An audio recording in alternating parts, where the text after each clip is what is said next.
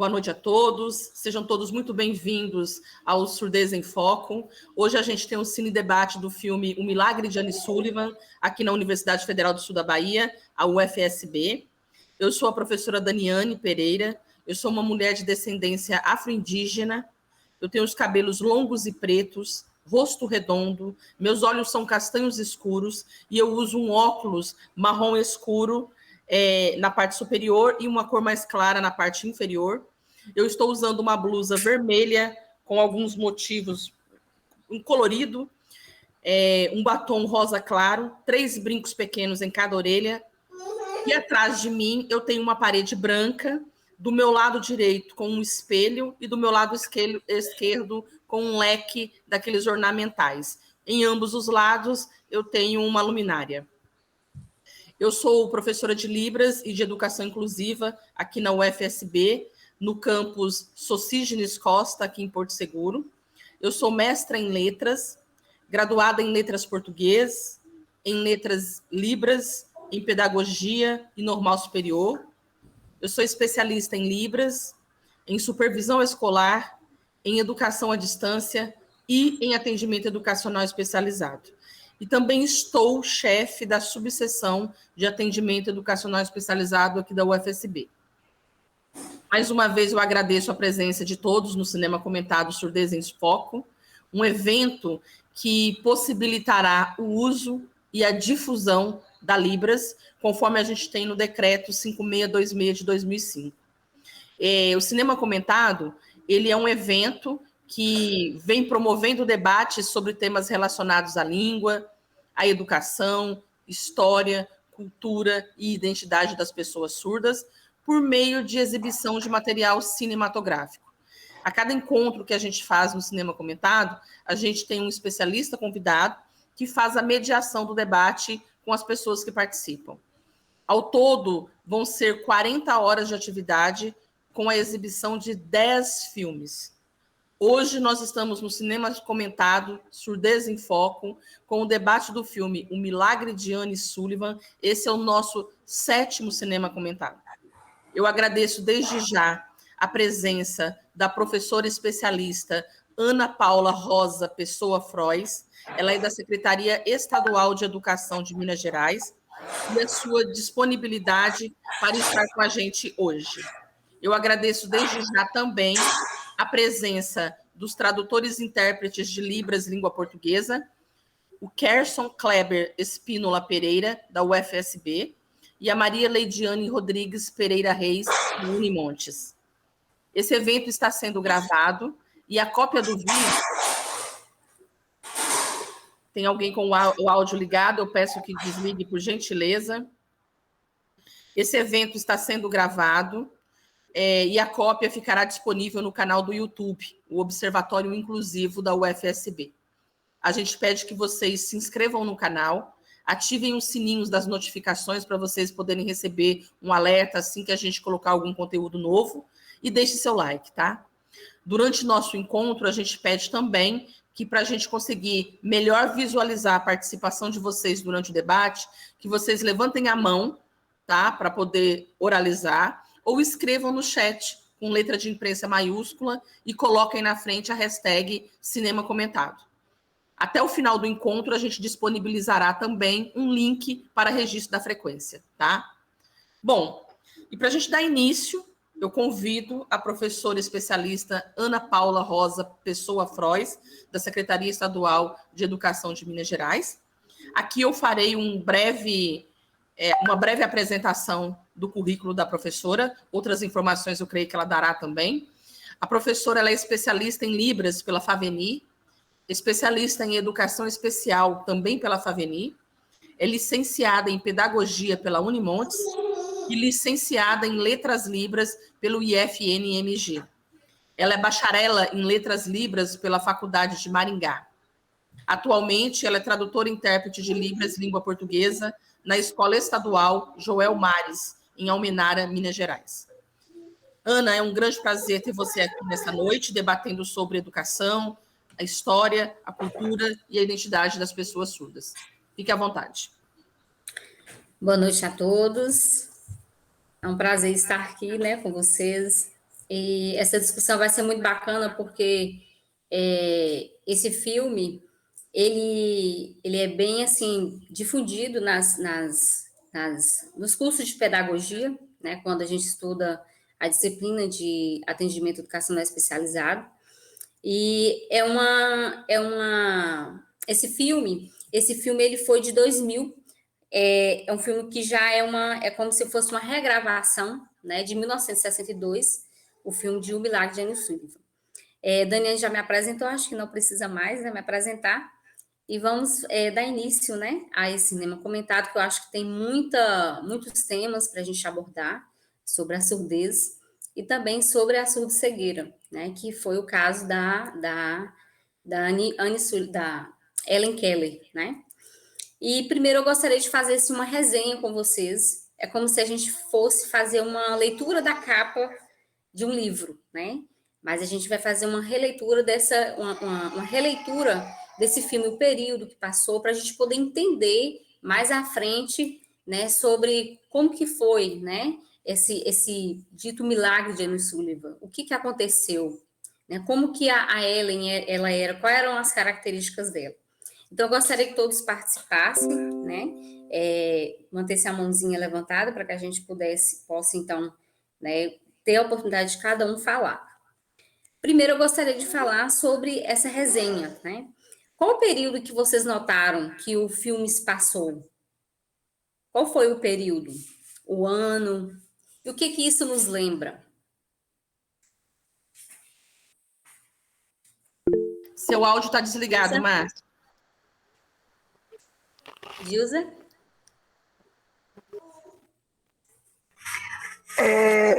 Eu não me lembro exatamente como eu tinha dito na hora que a gente estava conversando. Eu li o livro há muito tempo atrás, no meu tempo que eu estava, acho que oitava série, o primeiro ano, né? E eu comecei a assistir o filme, foi que aí eu lembrei que tinha lido o livro, e aí fui trazendo as memórias, e aí eu falei, tá. Esse filme se passou, eu acho que em 1800 e algumas coisas, alguns quebrados. 1880. Alguma coisa assim, né? E era bem antigo. O que ele nos remota era como é que eram tratadas pessoas com deficiência. Um nome diferente. E Annie Sullivan, ela nasceu em 1880, né?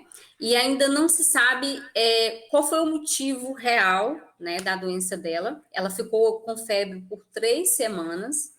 E a família era uma família patriarcal, era uma família em que o pai, ele dominava, né, entre a família, ele mandava na família. Embora a mãe, né, queresse intervir na educação da Ellen, o pai às vezes achava que ela era indomável, que ela era uma criança que ela não teria, era como se ela tivesse uma deficiência que ela nunca conseguiria aprender, né? E esse período também que se passa é a escola tradicional, né? Justamente essa questão, que era o método, por exemplo, da Annie Sullivan, né? Era aquele método, né? Vocês viram que ela fazia a datilologia na mão dela, a questão tátil, e depois ela mostrava aqueles objetos. Mas no início do filme, vocês acham que que a Ellen Keller, ela já usava a língua de sinais com a família? Ela já usava gestos? O que vocês acham? Márcia? Oi, não, tanto que a família nem conhecia, né, a datilologia que ela faz na mão, ela ensina para a mãe também, ela passa a ensinar a mãe, ela fala que a mãe quer aprender, e tanto que eles também desacreditam nisso, né, a gente vê no filme que eles não conseguem acreditar que aquela datilologia na mão da menina vai de alguma forma ajudar ela, entende? Não sabe de que forma aquilo vai ajudar. Tá, mas vocês perceberam que a Ellen, ela fazia um sinal. Sim, ela fazia sinal de mãe aqui, né, no Isso, rosto. o sinal de mãe. Ela já sinalizava mãe, né? Então, percebe-se que a questão da surdez é natural da criança, ela desenvolver, né, a própria comunicação dela e a forma dela se comunicar com a mãe, questão de gestos, né, mas ela usava alguns sinais para que ela pudesse comunicar. Sinais que ainda não era, né, era apenas aquela comunicação que ela tinha com a família, né? Ela não usava ainda, ela não conhecia ainda aquela forma que a Anne Sullivan, então iria trabalhar com ela. E nesse período, Daniane? Eu ia falar isso agora, Aninha, porque você usou o termo sinais, né? Porque naquele momento, mesmo antes dela aprender sobre a língua de sinais tátil, ali não era sinais ainda, né? Ali foi, por incrível que pareça, era um gesto que ela criou para ela conseguir se referir à mãe, né, a falar sobre a mãe. Naquele momento ainda não era sinais, né? Os sinais já são coisas mais padronizadas, ela não tinha acesso a isso ainda. Ei, Ju. É interessante também quando a gente fala sobre esses gestos, é que um gesto que ela utiliza muito e que depois é que todos vão perceber é em relação à boneca, né? Que é o gesto do abraço que ela faz, mas a mãe não entende que é aquele gesto que ela está querendo a boneca. Então, ela tem ciência do objeto que é a boneca, que ela gosta, que ela abraça, mas a mãe não consegue entender que, ao fazer aquele gesto, ela está querendo representar que ela quer a boneca. Então, eu achei muito interessante também quando a gente pensa nesse gesto do abraço, né, do sentimento, da boneca, da coisa que ela queria ter em mãos. E você percebe, e a gente percebe também que foi a partir dali, a própria Anne Sullivan falou, é a partir daqui que você vai aprender a primeira soletração, a primeira palavra, né? Que era a boneca, que era a forma que ela tinha a forma afetiva que ela tinha, a forma também de ela se acalentar naquele momento que ninguém entendia ela. Então, a boneca era como se fosse um acalento para ela. Então, ela sempre fazia, né, esse gesto da boneca. Também em relação a esse período, do século XIX, também teve um evento que aconteceu em 1880. Alguém lembra? Alguém levantou a mão?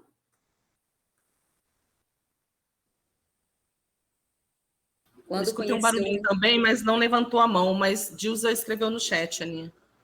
E isso para extremamente preconceituoso, né? A gente percebe que era uma família de classe, né? Uma família de classe que tinha posses e que tinha medo, né? Que até mesmo pessoas de fora vissem aquela situação de Anne.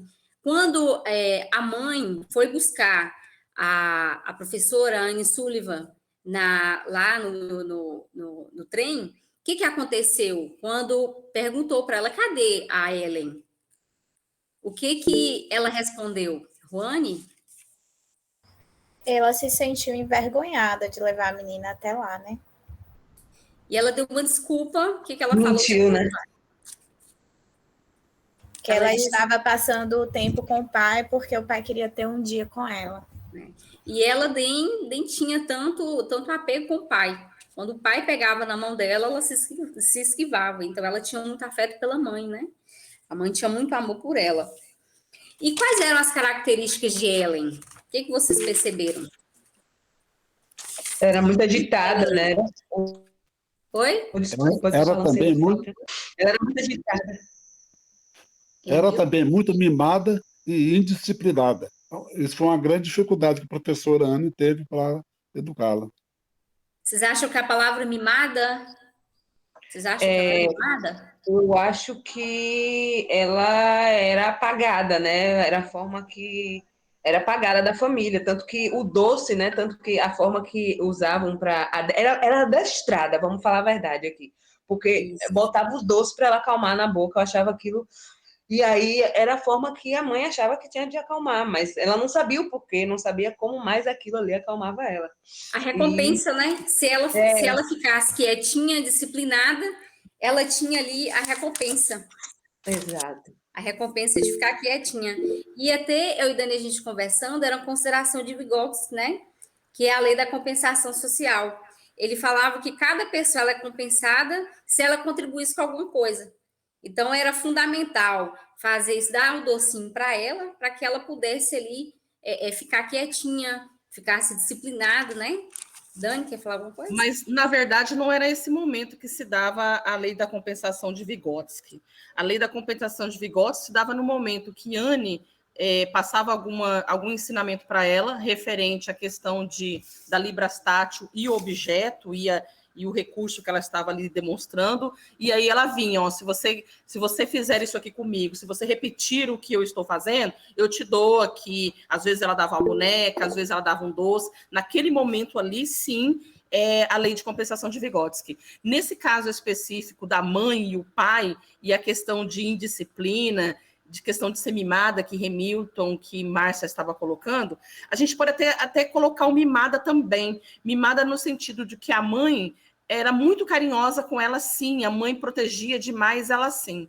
Por falta de conhecimento, e a gente vai lembrar daquelas questões da história, né? A história das pessoas com deficiência vai nos mostrar que era isso que ocorria. As pessoas com deficiência, e vamos pensar que a gente discute questões de pessoas surdas naquele ambiente linguístico, né, cultural, mas ali, Ana até fez a pergunta, e acho que vocês nem entenderam a hora que ela teve um momento que Ana quis deixar bem claro quais eram as deficiências que Ellen tinha. Porque isso tudo vem englobar. A hora que você percebe que Ellen, ela era uma pessoa cega e surda, você consegue compreender muitas questões dentro do filme. Essa questão histórica que vem, Ana citou, das pessoas acreditarem que pessoas com deficiência não vêm a aprender. Isso tudo tem uma lógica. O pai e a mãe não tratavam Ellen daquela forma, deixada ela largada, acreditando que ela não ia aprender as coisas. A indisciplina de Ellen vem disso, dos pais não acreditarem que pudessem ensiná-la. Ou nem que outra pessoa pudesse vir a fazê-lo. Houve uma briga ali, né, uma discussão entre eles e muita insistência da mãe para que Anne fosse contratada. Porque, no fundo, eles não acreditavam que ela pudesse aprender. E Aristóteles, Platão, eles vão falar sobre isso, né? Eles colocavam essa questão de que as pessoas que não conseguiam se expressar pela fala, automaticamente eram pessoas ignorantes. Uma forma da gente conseguir provar de que a gente era um ser pensante, racional, esses filósofos colocavam que era através da fala. E Ellen não falava. Ellen vem falar a partir dos 10 anos de idade. Que isso nem mostra no filme. Lembrando, de novo, que o filme ele é baseado em fatos reais. Né, Ana? Isso. E em que momento que vocês perceberam que a família viu a necessidade de procurar um professor, um profissional para que pudessem domesticar, né, a Ellen, pudesse disciplinar a Ellen? Márcia? Oi, eu ia falar de outra coisa de antes agora, mas era Pode isso. complementar, pode complementar. Não, é porque eu já foi para outra história e agora eu já não me lembro onde eu estou mais.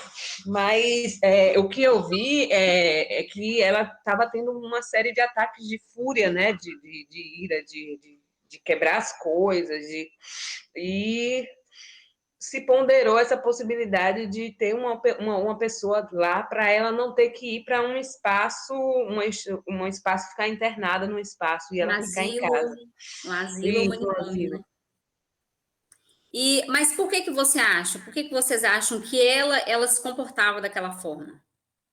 Ela não era ouvida, não era escutada, tudo que o que ela queria, o que ela pediu, o que ela sentia não era escutado, né? Ela não tinha uma comunicação com ninguém, ela não conseguia se comunicar com ninguém. Justamente. E o pai não tinha a mínima paciência para ver toda aquela indisciplina dela, né? Porque ela queria ser compreendida, né? Teve um momento que a mãe falou, não, ela só queria a boneca. E era a mãe queria tanto, mas a gente percebe que o pai, muito duro, ele achava que teria que colocar no asilo ou no manicômio e que ela não poderia viver entre eles, né? Por ela ser daquela forma. Se chamasse alguma pessoa da sociedade, eles iriam passar vergonha. Era somente isso que eles se preocupavam, né? Sônia, quer complementar?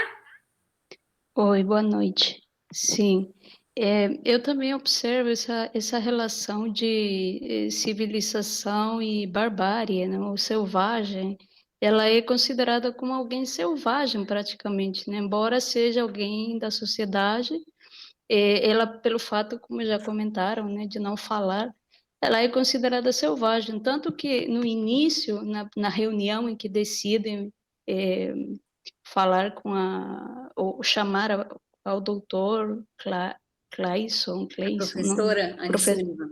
mas foi por meio de um doutor. E ela está com uma boneca, mas a boneca não tem olhos. E ela tira os botões do agasalho da tia, do vestido, não lembro, para colocar como se fossem olhos. Então, a boneca que ela tinha não tinha o complemento no rosto de pessoa, né?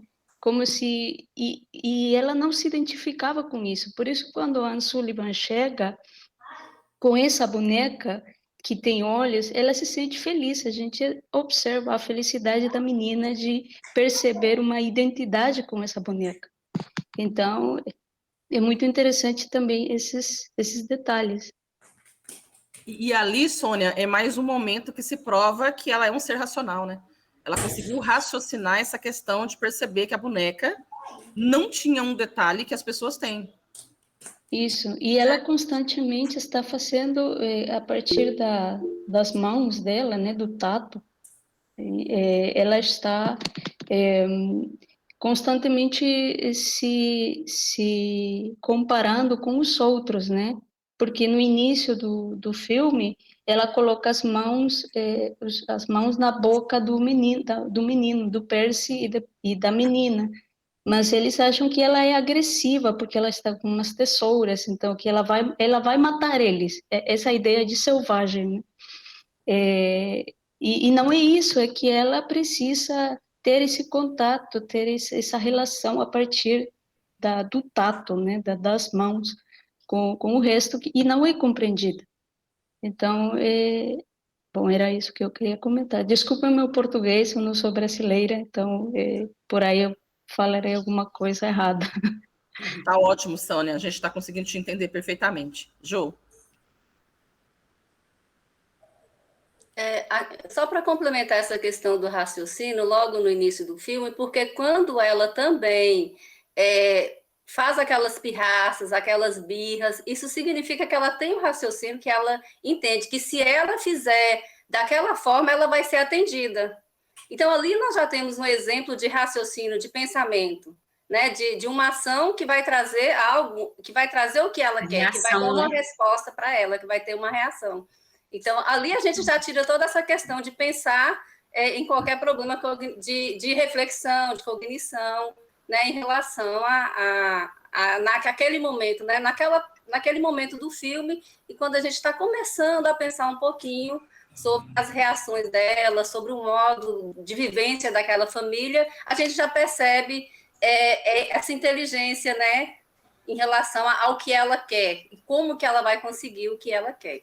Sim. Só isso. E você coloca aqui no chat uma coisa muito interessante que talvez a maioria das pessoas nem tenham feito essa relação. Você coloca aqui, ó, ela faz pirraça, mas isso não tem diferença para a maioria das crianças, principalmente naquela faixa etária, né? Aí tem gente que pode pensar, ela era pirracenta, ela fazia isso do jeito que ela queria, por ela ser surda e cega. Nós temos crianças, uma maioria que vão fazer isso também, não são necessariamente nem surdas e nem pessoas cegas, né? Isso acontece mesmo. Que ela não teve o quê? Pessoas, pai e mãe principalmente, que vieram a educá-la corretamente. De novo, por ignorância, falta de conhecimento. Verdade. E até por pena, né? Por dó, por achar que ela que eles não poderiam ter o mesmo tratamento de disciplina com ela, igual tinha com os outros, né? Eu acho que esse é o grande engano dos pais em relação à criança surda. É achar que ele tem que ser tratado de forma diferenciada. Isso mostra a dificuldade que a Anne Sullivan teve no início, quando ela chegou na casa, né? Porque o pai, ele não aceitava que ela ditasse as regras para Ellen, né? Aquela senhora falou: nossa, Arthur, você vai deixar que ela faça isso? Né? Então ele tinha ele queria ser autoritário, não, eu que mando aqui e vai ser como eu quero. Mas na verdade a Anne Sullivan ela ela foi para fazer esse trabalho com a Ellen, né? E qual foi a maior dificuldade que vocês acham que a Anne encontrou quando viu a Ellen? A família, com certeza. E só voltando um pouquinho antes, você falando dessa questão, Daniane falando dessa questão, né, de desvalidar ela, né, por conta da deficiência dela. E Anne, quando chega, ela fala que Ellen é a menina mais inteligente da casa, ela é a mais inteligente de todo mundo ali. A cena que ela tranca ela no quarto é incrível, e ela guardando a chave num espaço que é dela lá, sabe? Tudo isso, o que ela planeja para a idade dela e pelas dificuldades que ela tem, é genial. E aí ela fala isso, eu acho isso incrível. Isso mostra que ela tinha o cognitivo muito preservado. Exatamente. E vocês perceberam que o pai diz para ela: eu te dou 2 semanas apenas, para que você então possa, né, disciplinar ela, né, ensinar ela. O que vocês acham disso? Essa questão de pouco tempo. Por que vocês acham que ele deu esse prazo apenas de 2 semanas para ela? Dilza.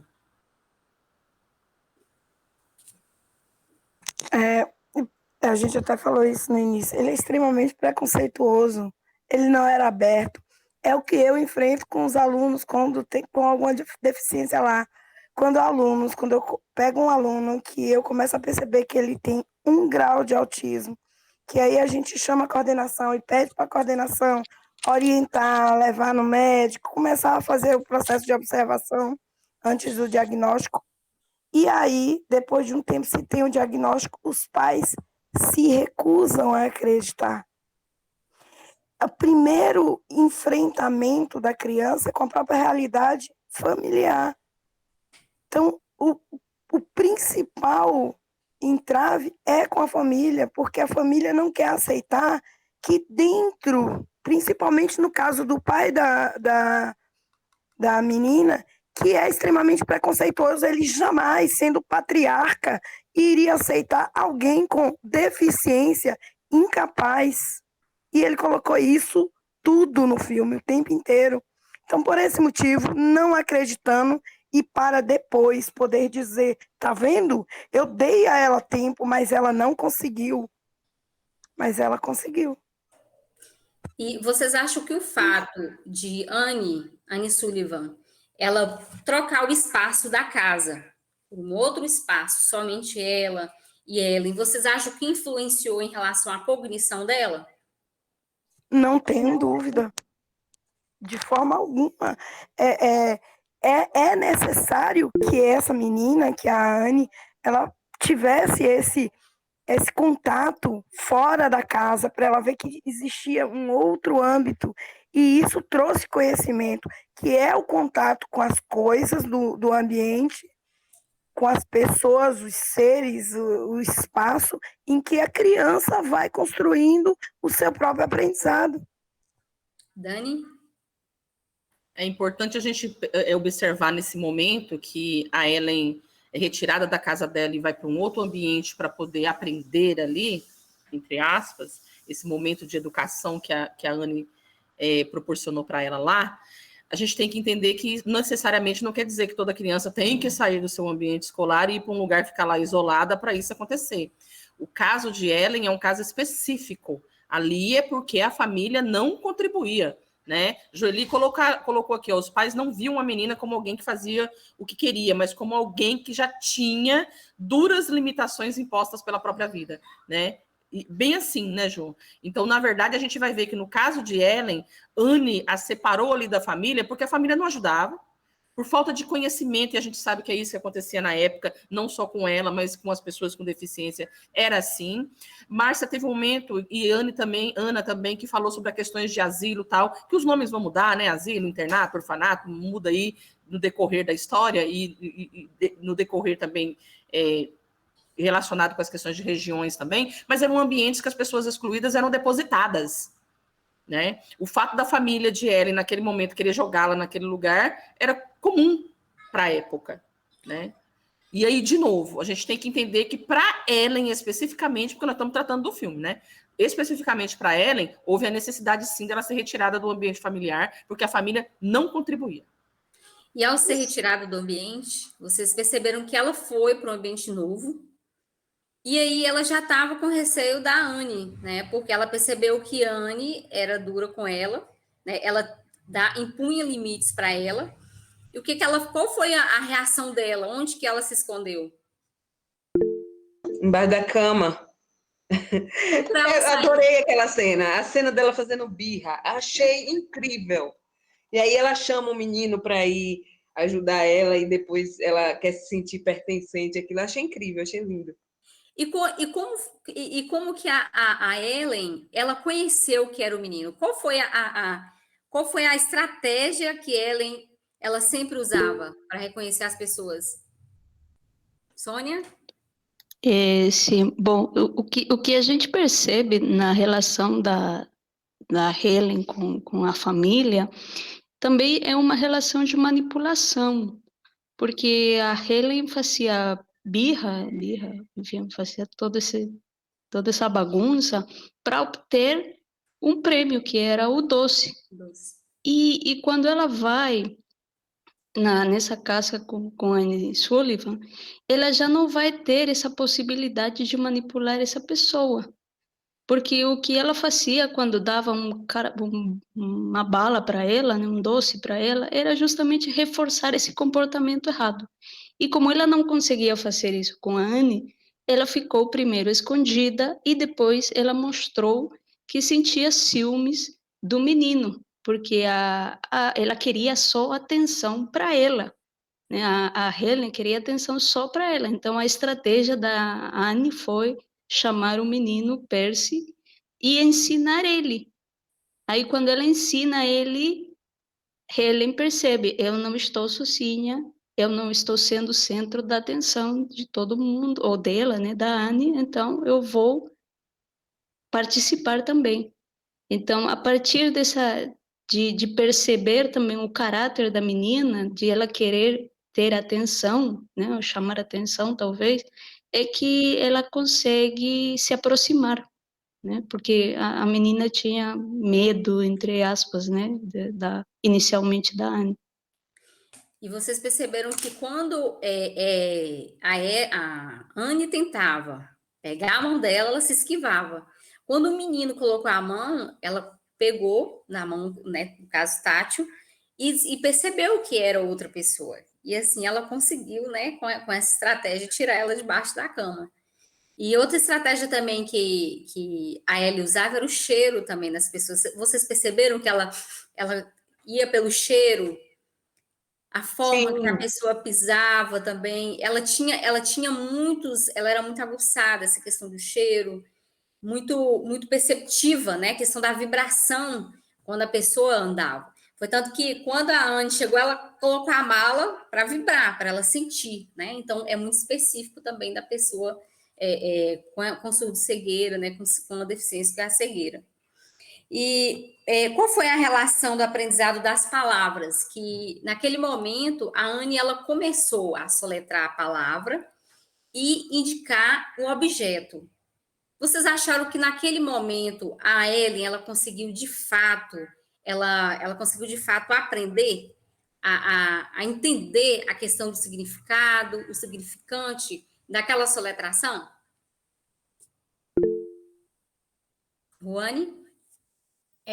Pelo que eu percebi do filme, a Anne ela vai passar o filme todo para que a Ellen consiga entender o significado.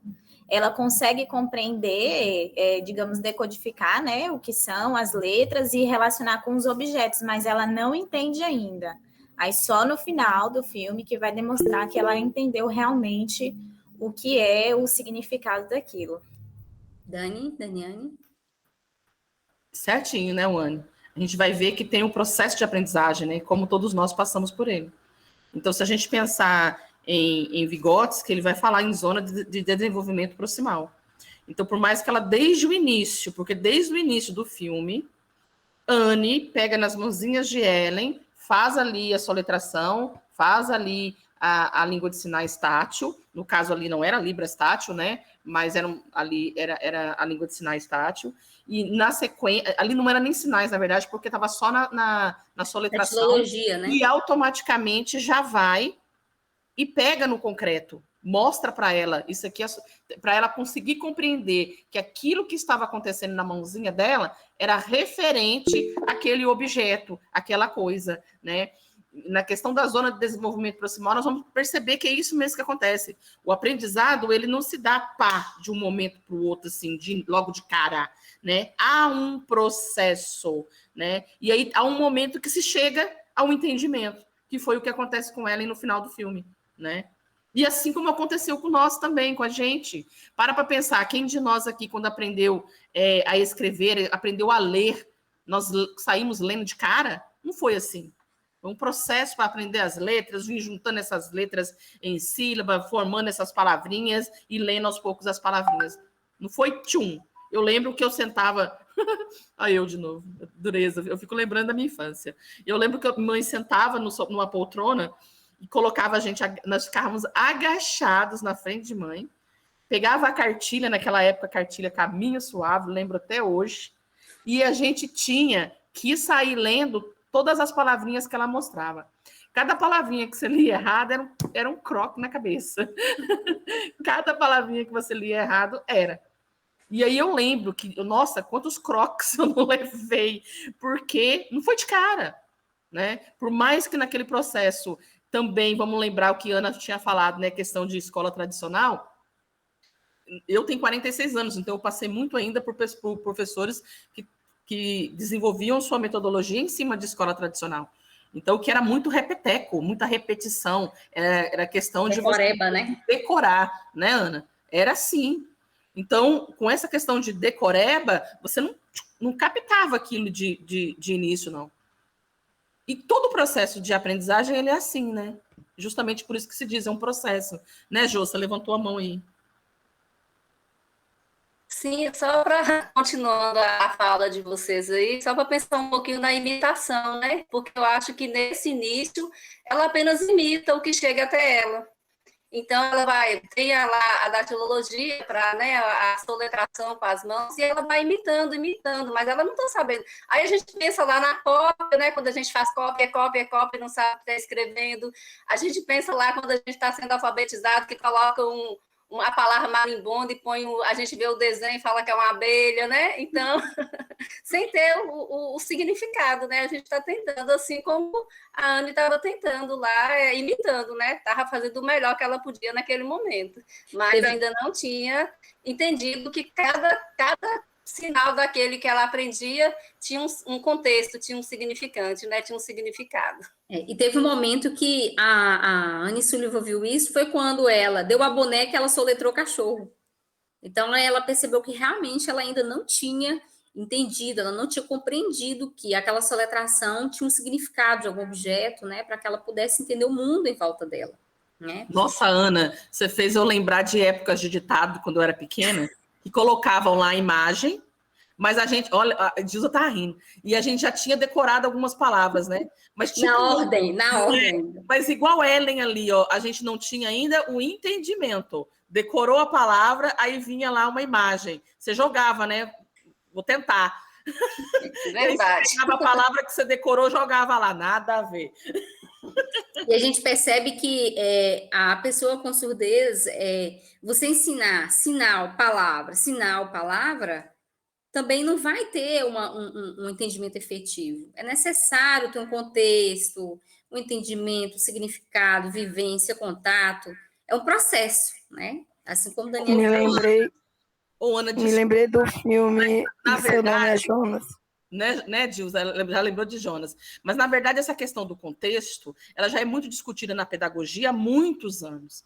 Então, na verdade, a alfabetização, o processo de aprendizagem, ele ocorre de maneira funcional, ele ocorre melhor se a gente contextualizar. É dentro de contextualização mesmo, sabe? A gente joga muito isso em questão de educação de surdos, a gente falar sobre essa questão de contextualizar, a gente joga muito nessa questão de pessoas surdas cegas, que nem o filme que a gente está tratando hoje, e falar da questão de concreto, mas na pedagogia a gente já fala sobre isso mesmo, falar sobre concreto, falar sobre contextualização, não só para pessoas com deficiência, não só para pessoas surdas, não só para pessoas com surdo-cegueira. O processo de alfabetização ele tem que ser dessa forma.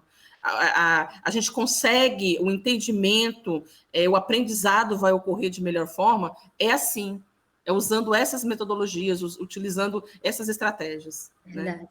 E aí se passaram as 2 semanas e ela ainda não tinha conseguido o que ela queria, que era realmente a compreensão, né, o entendimento do mundo em volta dela. E aí o pai vem buscá-la e ele se depara com ela lá sentadinha, bonitinha, comendo. E aí, o que ele fala? Ele acha que já tá bom, tá ruim? O que vocês acham? Será que para ele, ela já tinha concluído o trabalho? Wani? Para ele, a menina já estava ótima, né? Porque ela estava comportada, estava adestrada mesmo. Adestrada. Ali, obediente. Verdade.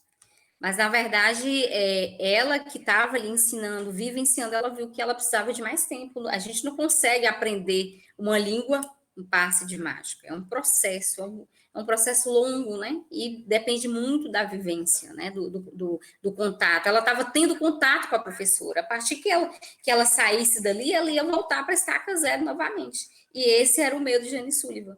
Quando ela voltou lá para a casa dos pais, o que aconteceu? O que a Ellen fez? A esperta demais, o que ela fez? Dilsa, nunca se deve engatinhar quando o impulso é voar. Alguém queria complementar? O que Ellen fez quando ela retornou para casa dos pais? Voltou a comer com as mãos, né? Ela começou a desafiar o pai novamente, né? A família novamente, né? E o que ela fazia de melhor que a gente vê desde o início do filme? Manipular as pessoas da família. É o que ela melhor faz. Vocês perceberam que ela tirou as chaves? Tirou todas as chaves das portas, porque ela sabia que eles trancavam ela.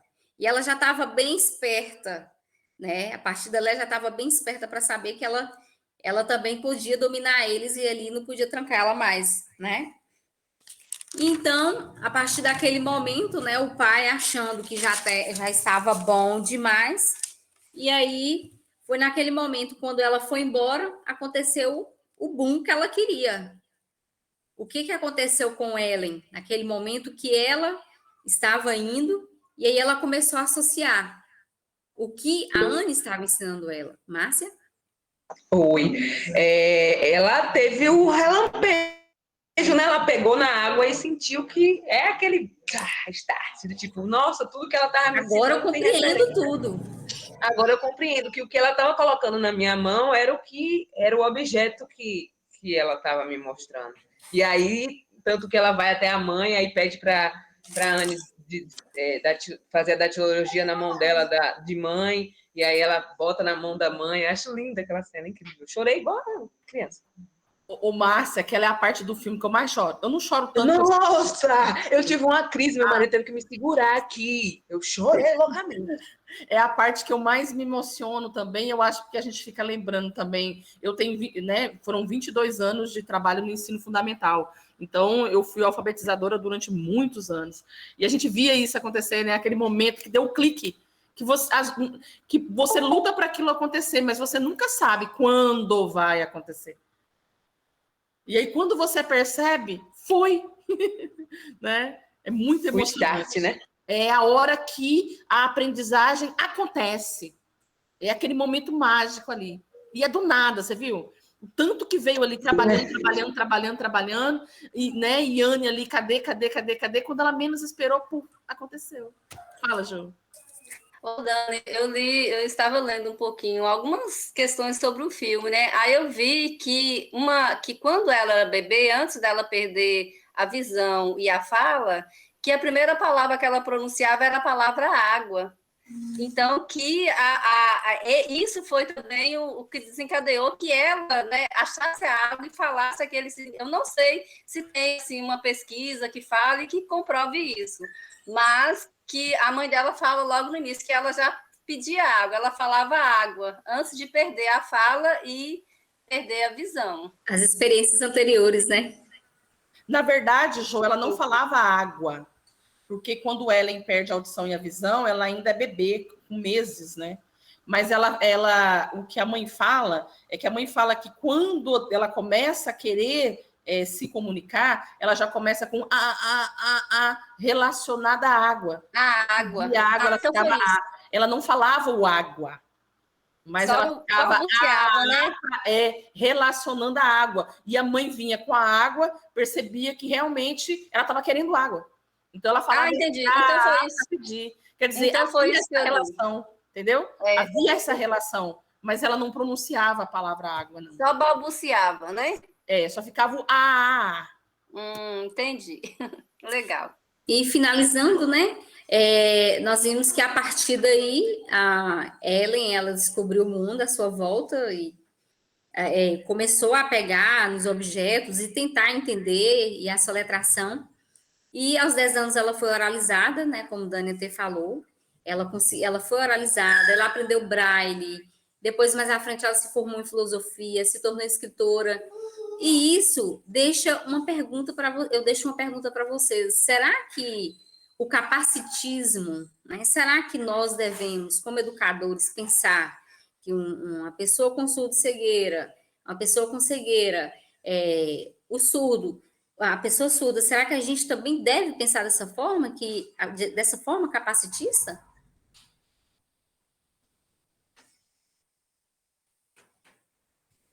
Sim, Dilza. Não, de forma alguma, né? A gente tem que entender, é o que eu falei ali, né? A gente quer se comunicar com seres de outros planetas, mas a gente não consegue se comunicar com pessoas que se comunicam de forma diferente da nossa, porque a gente não quer sair da zona de conforto, a gente não quer aprender coisas novas. Alguns de nós até buscamos isso, mas a maioria fica aqui na preguiça, né? Não quero aprender. E isso faz com que a pessoa se torne uma pessoa com esse tipo de comportamento capacitista, que não faz sentido para mim, num planeta onde existe cada pessoa é única, cada pessoa tem a sua forma de aprender, de falar, de se comunicar, que eu pense que porque ela não se comunica como eu me comunico, ela é incapaz de ser autônoma, de ser independente, etc. E tal. Mesmo as pessoas com algumas deficiências mais graves, deficiências mentais, por exemplo, pessoas que estão ali presas a uma cadeira de roda, mesmo essas pessoas, elas têm o que aprender e o que nos ensinar de uma forma muito grandiosa. Basta a gente se abrir, se permitir. Exatamente, né? É livre, né? O conhecimento, quando o indivíduo, o sujeito, ele se apropria do conhecimento, a partir dali ele é livre. Mas alguém gostaria de complementar? Eu queria só para a gente não... A gente está quase encerrando já, né? Vou deixar você dando uma lidinha no que o Jô colocou aí. Eu só queria lembrar para o pessoal, quem não sabe o significado do termo capacitista, capacitismo é uma forma de preconceito que a gente tem em relação às pessoas com deficiência, né? Então, quando a gente vem falando no filme essa questão dos pais, principalmente, ter essa questão de não acreditar que a filha pudesse vir a aprender, já é um pensamento capacitista e que ele faz parte da história das pessoas com deficiência, tá? Isso era muito comum, infelizmente ainda é muito comum, mas é uma forma errônea. Isso demonstra por parte dessas pessoas que agem de forma capacitista falta de conhecimento, falta de informação, né? A gente tem que procurar estudar, ter informações, para a gente saber lidar com as deficiências. A gente tem que entender o que Dilsa colocou. Eu achei massa a hora que ela colocou, porque a minha língua aqui já estava coçando para poder falar. As pessoas são únicas. Nós não vamos conseguir separar pessoas iguais nem em dupla, né? E a forma da sociedade, da civilização já vir pensando, arrepiei tudo, nessas questões de padronização, isso veio errado desde os primórdios, né? A gente tem que pensar em que diversidade. O difícil a gente conseguir padronizar mesmo. O comum é a diversidade, o correto é a diversidade, né? E aí ela cita Vygotsky quando ela fala, né? Vygotsky já dizia, qualquer criança com deficiência pode tornar-se um adulto inteligente. Vai depender do meio, né? Do meio, das influências, das pessoas com quem ele tem contato. Fala, Sônia. Sim, bom, eu já tinha comentado que eu não sou do Brasil, eu também não sou da área de educação, nem de educação para pessoas com deficiência, mas eu sou do Peru, e eu sempre tive eu sou da letras, e eu sempre tive muita curiosidade, muito interesse, mais do que curiosidade, por conhecer essas outras linguagens, Braille, Libras, etc. E em Lima, que é a minha cidade, a gente tem uma biblioteca, a biblioteca pública da cidade, que tem uma sala para pessoas com deficiência visual, né? Sempre eles pedem voluntários. Então, eu tinha tempo, eu me inscrevi e eu convivi com essas pessoas, com pessoas cegas. E tinha uma menina que era surdo-cega. Só que o que eu aprendi aí é que a pessoa surdo-cega, ela tinha um grau de surdez que não era extremo, ela conseguia ouvir um pouquinho. Mas ela tinha essa condição. E era muito interessante ver como ela, assim, interessante no sentido de uma experiência de vida, como ela conseguia se estudar, trabalhar e tudo, sem nenhum tipo de dificuldade, né? Além de uma dificuldade de acesso, muitas vezes, à informação, que é algo que a sala ajudava muito, porque você fala de uma educação inclusiva no país, só que nem as universidades, nem as escolas estão preparadas para essa educação inclusiva que se fala. Os professores não sabem braille, por exemplo. Os professores não têm o sistema JAWS nos computadores da escola e nem sabem como utilizar ele. Então, a gente fala, no Peru tem esse debate, não, a educação tem que ser inclusiva, sim, mas você não capacita os professores para ela realmente ser inclusiva e que o estudante não tenha que procurar outras formas, assim, fazer 1001 trabalhos, passar por 1001 trabalhos para poder ler um texto, simplesmente porque ele não está digitalizado, por exemplo.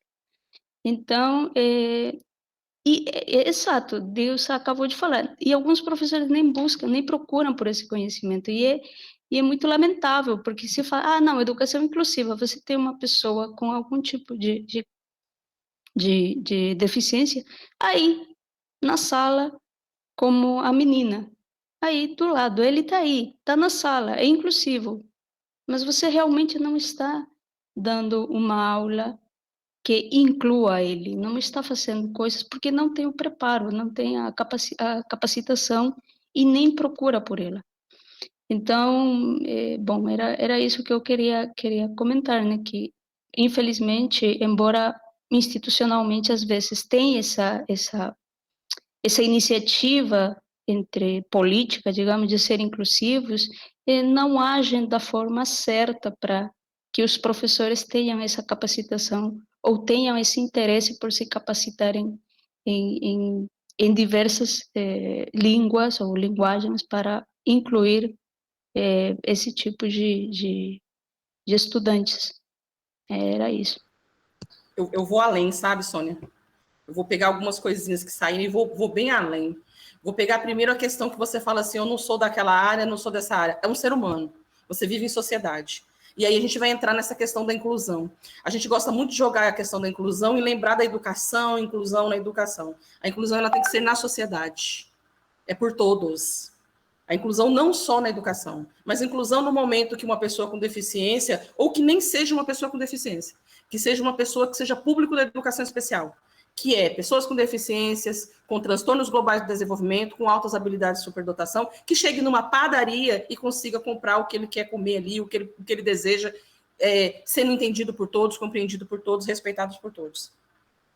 A inclusão, ela é para todos, ela não é só voltada para pessoas público da educação especial. E para essa inclusão acontecer, ela não pode ser só na escola. Ela é em sociedade, é num todo.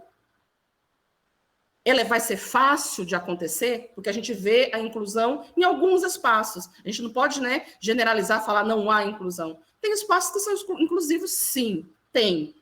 Infelizmente, poucos, mas tem. A inclusão, ela é possível. Mas ela é difícil de acontecer. Mas ela é difícil de acontecer por quê? Devido à questão das próprias pessoas dificultarem isso. O entendimento das pessoas. Ou melhor, a falta de conhecimento das pessoas. Existe muita questão cultural e histórica envolvida. E para essas questões serem derrubadas, que nem a gente discutiu hoje, por exemplo, acreditarem que pessoas com deficiência não vão aprender. É uma das questões. E isso só vai ser derrubado, colocado por terra, quando houver conhecimento. E esse conhecimento, às vezes, pode chegar a uma pessoa capacitista, às vezes por pessoas que nem são da área mesmo, não são especialistas. Mas que você tem conhecimento sobre aquilo, mesmo não sendo especialista, porque você buscou saber sobre, e ao você ver alguém agindo de forma incorreta, você chega e fala, não é esse termo que usa, essa pessoa consegue aprender sim, sem precisar maltratar ninguém, sem precisar ofender, bater em ninguém. Trocas de conhecimento. Eu discuto muito com os meus alunos, e eu tenho alguns aqui, e eu falo que já tem em nós também, essa questão da gente sempre ficar, o professor deveria fazer assim, o padeiro deveria fazer assado, sabe? Mas e a gente? O que nós estamos fazendo? Lembra, a inclusão em sociedade é num todo. Eu falo sempre que essa inclusão tem que começar comigo. Comece por você. O que eu estou fazendo? Para a inclusão acontecer, nossa, são muitas mãos, muitas pessoas para agirem. Se a gente ficar esperando só o outro fazer, isso é muito difícil de ocorrer. Legislação linda, maravilhosa, nós já temos. A LBI ela não é perfeita, ela tem algumas coisas ainda para serem alteradas, mas a LBI ela é muito bonita. A LBI já existe no Brasil desde 2015. Mas por que o que está nela não sai? Porque a maioria das pessoas nem conhecem o que está na LBI. Muita gente até da área cita a LBI, não sabe o que é a LBI, não sabe o que está lá. Dirá praticar. Então, eu sempre digo que a inclusão comece da gente. O que eu estou fazendo. E aí eu saio, sabe? Juntando isso a outras pessoas. Não é uma união que faz a força, mas que comece de mim. E aí agora eu venho puxando outras pessoas. Não é à toa que quando a gente fala sobre surdez, por exemplo, Sônia, o próprio decreto 5626, que ele já foi criado, estruturado através das lutas das pessoas surdas, de lutas que a comunidade surda realizou, ele já fala em uso e difusão. Ele fala em uso e difusão justamente por isso. Se eu pensar em inclusão de pessoas surdas, não basta só eu, os meus colegas que estão aqui, saberem sobre língua de sinais ou a utilizarem. Só a gente não vai fazer diferença. Só a gente não consegue incluir. É a sociedade toda que tem que fazer isso. Então, por isso que ela fala uso e difusão. A gente tem que saber, mas tem que fazer com que esse conhecimento também chegue aos outros. Outras pessoas têm que saberem também. De que forma isso vai acontecer? De N formas. Esse momento que nós estamos tendo aqui, para alguns, de repente, um momento rapidinho ali, não valeu de nada. Ele é super importante. Porque é um momento que a gente tem de trocas, concorda? É um momento de trocas que a gente tem. De repente, para alguns aqui, tudo que a gente conseguiu visualizar no filme, tá tranquilo, todo mundo conseguiu perceber, ele conseguiu perceber, mas tem pessoas aqui que a gente discutiu muita coisa que ele não conseguiu captar lá no filme. E que essa discussão vá trazer uma transformação. O que não pode é a gente ter conhecimento, é a gente buscar, é a gente vir aqui discutir e as nossas atitudes continuarem sendo as mesmas. É isso que não pode. A gente tem que ter transformação. O conhecimento leva à transformação. Né? Eu estava discutindo, foi quarta-feira que eu sentei com uma colega, a gente foi discutir e eu falei sobre isso, sabe? Eu falei, às vezes, principalmente quando a gente fala de inclusão, tem muita gente que acha que sabe falar de inclusão, sabe falar de deficiência, sabe metodologia, sabe tudo da área. E é muito comum. A maioria das pessoas acham que sabe tudo de inclusão. E não é. E aí você vê pessoas utilizando termos incorretos, às vezes citando metodologias que também não são corretas. Porque a gente tem que estar em estudo o tempo todo. A gente tem que estar aberto ao aprendizado o tempo todo. Mas lembrando que esse aprendizado, ele tem que nos trazer transformações. Se eu correr atrás, buscar informações e eu continuar a mesma pessoa, tem algo errado aí. Mas, de novo, que comece essa inclusão, que comece essa transformação pela gente. Comece a gente a fazer essa transformação. O que eu estou fazendo? Eu estou me especializando também? Eu estou buscando informações também? Porque eu posso não ser uma professora e ter um aluno com deficiência na minha sala. Mas eu posso ter um vizinho. Eu posso chegar numa loja e, de repente, a atendente é uma pessoa com deficiência. Muito difícil, né? Ultimamente isso está mudando, mas a gente sabe que essa realidade não é tão clara. Mas, de repente, eu sou a atendente da loja. Como que eu vou atender essa pessoa? Né? E tantos casos que nós estamos vendo acontecendo em pleno 2022.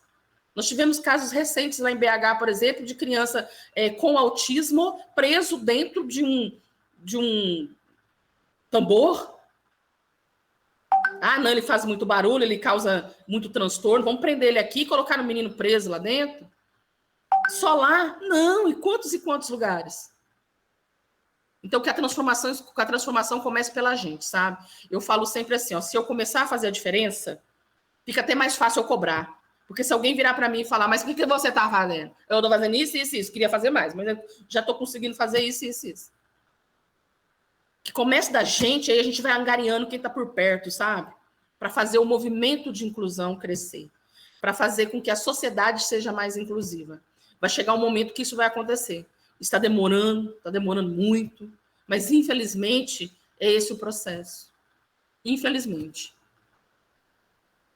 A gente vai ter que encerrar, gente. Já são 20h16, tá tão bom, tá muito bom. Bianca colocou lá, nada muda se as atitudes próprias não mudarem. Bem assim, Bia.